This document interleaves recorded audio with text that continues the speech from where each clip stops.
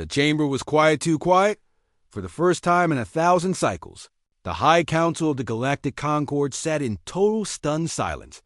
Not from protocol, not from respect. From fear, the humans were gone. Ambassador Kareth of the Vorthen. Alliance blinked his vertical eyes, still processing what had just occurred. They didn't even argue. Didn't demand anything, he whispered. No threats, muttered Chancellor Mivix of the Droll Coalition, his scales losing their usual shimmer. No ultimatums, just silence. The Earth delegation had stood at the center of the chamber just minutes earlier. Their leader, Ambassador Morgan, had listened without a word as species after species mocked humanity's refusal to share its faster-than-light transit arrays, its gravitic weapons, and its self-repairing alloys. Accusations of selfishness, barbarism, and technological hoarding had been hurled at them. Morgan hadn't even flinched. He had simply said, "We withdraw. From the Concord, from all treaties, from all protections." Effective immediately. Then, without another word, the human delegation had left the hall. No drama, no parting shots, just footsteps echoing on marble. For cycles, the humans had been the unpredictable element in the Concord, born from a death world, evolved through fire and chaos, and hardened by war with both nature and themselves. They had arrived late to the stars, but quickly outpaced everyone. At first, the Council had welcomed them, new blood, new ideas. But then, the fear began. Humans didn't build fleets. They built deterrence. They didn't conquer. They fortified. They didn't threaten. They acted. And they didn't forget. A week passed. The trade lanes that once pulsed with human cargo ships were silent. The AI-managed wormholes began to collapse in on themselves. Inertial dampeners across Concord ships glitched violently, and medical nanites supplied by Earth ceased functioning. The Cathari Warfleet, once relying on Earth's dark matter sensors, lost track of 3 black hole drift zones and vanished. By the second week, the Council was in crisis. By the third, the begging began. The Tsur sent envoys pleading for the humans to return. The Kaivan offered joint access to their neural network libraries. Even the proud Yerthil offered planetary-scale tribute. All were ignored. Earth's communication relays remained silent. No pings, no diplomats.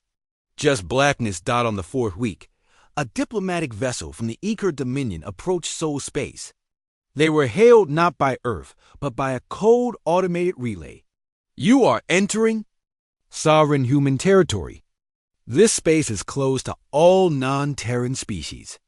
Turn back or be considered hostile." The Eker, who had always believed humans bluff, did not turn back. 17 seconds later, they no longer existed.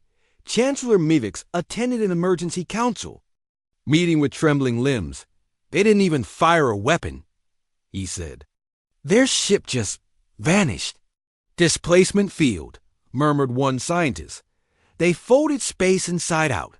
The vessel was shredded at the quantum level. "Why?" someone asked. "Why would humans react so harshly?" "Ambassador." Kara stood slowly. "Because we insulted them. Repeatedly. We mocked their restraint. We demanded their gifts without offering anything in return. They asked for peace, and we questioned their right to exist. Now they have chosen silence." He paused. "And silence is the loudest answer humans can give. Behind the scenes, lesser. Species panic. The economic systems of 5 major sectors collapse without Terran banking is. To stabilize markets. Pirates and warlords rose in the void the humans left behind. And then came the rumors. Ships seen near the galactic rim sleek, dark, and utterly silent, appearing and disappearing without trace. Entire slave fleets were found derelict, their crews missing but their prisoners free, stations trafficking in organic. AI cores were found vaporized, with only one signal left behind: humanity remembers. By the end of the 2nd month, the Council begged Earth for an audience, pleaded. A delegation was sent to Mars. Not Earth, they weren't even sure if. Earth would receive them. They never made it to the surface. A towering construct rose from Olympus Mons, gleaming like a shard of polished night. A construct of unknown alloy, reflecting no signal, emitting no heat. From it, a message. Your words were received. Your actions were louder. Terror requires no seat at your table. The stars are vast, and we walk them alone. Let no others follow.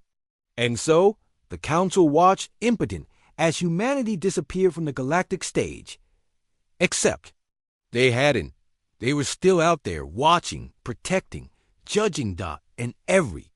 Now and then, when a world burned due to its own corruption, it would suddenly stop. Fires would be extinguished, tyrants would vanish, weapons would melt in soldiers' hands. No one would ever see the Terrans arrive. They'd simply know they were here. And the Council? They regretted. Not because they lost human technology, not because they were now vulnerable, but because they finally understood the humans never needed the Council. But the Council always needed the humans. And now, they were alone.